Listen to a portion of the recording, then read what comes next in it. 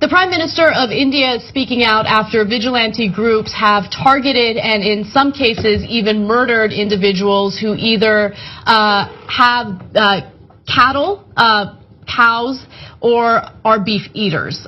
So there is a small Muslim population living in India. About 14% of India's population is Muslim, and some of them eat beef. And apparently the Hindu population, which is the majority in India, is not in favor of eating beef. So as a result, some fundamentalists have targeted the beef eaters and in very violent ways. Most of the attacks waged by so-called cow vigilantes from fringe Hindu groups have targeted Muslims. Cows are considered sacred by many members of India's Hindu majority, and slaughtering cows or eating beef is illegal or restricted across much of the country. So just to give you an idea of how barbaric these attacks are, last Friday, a group of about 20 men attacked 4 Muslims on a train in New Delhi's outskirts, fatally stabbing a teenager and seriously injuring 2 others. The Muslim men said their attackers accused them of being beef eaters after an argument over seats. In the last 3 months, as many as 5 people have been killed as a result of this nonsense. So it feels like an upside down world. Like for the people who would be upset with people eating beef in America are generally speaking vegetarians, vegans, instead of people who are very calm. And not likely to violently attack people. There, because it's attached to a religion, what are you going to get? You're going to get fundamentalists. So are the majority of Hindus in India doing this? Of course not, right? But by the way, Modi, the prime minister, is from a nationalist Hindu party and had remained fairly silent about this issue for 2 years. Finally, he did speak out, which is good, and said, yeah, of course you shouldn't attack people because they believe in something different than you do.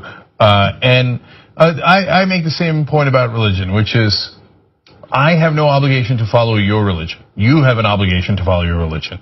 So if you don't want to eat beef, have at it, Hoss, or don't have at it, okay? But if other people believe different things, you are not allowed to murder them.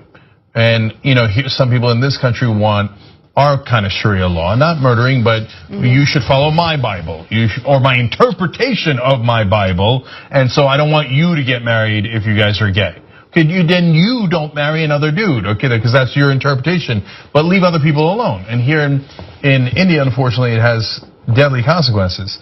Another thing is, it's funny what we choose to emphasize and not emphasize, right? And for understandable reasons, not a lot of Hindus attacking the U.S., so it's not our problem, literally. But if you wanted to make a big deal out of it, you go, look at this. The Hindus are always attacking the Muslims. In India, that's relatively true because they're the majority, right? You see, by nature, Muslims are peace-loving people who are being unfairly targeted. And by nature, Hindus are violent. Because look at if you just lived in India. Look, it's the Hindus always attacking the Muslims. Hindus attacking Muslims. No, it's a matter of socioeconomic, political situation where one is in the majority and the other is in the minority, and it's easier for the majority to attack the minority. That's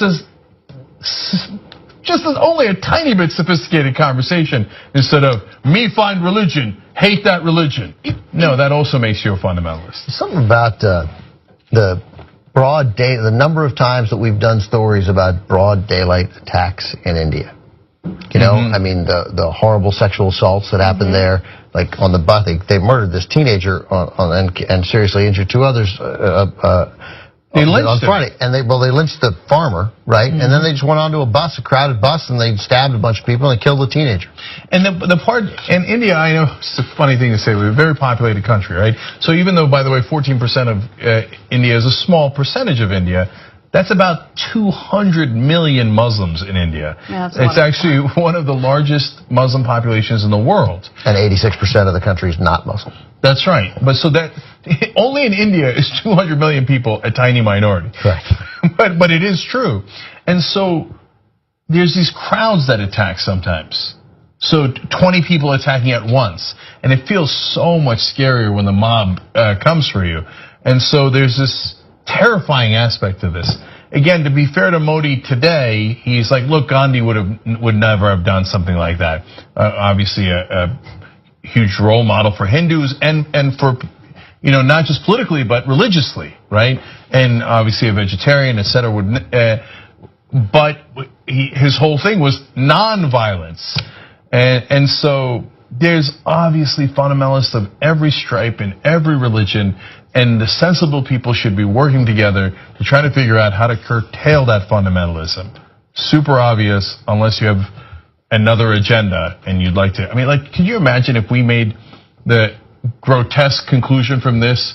Oh, it must be the Hindus.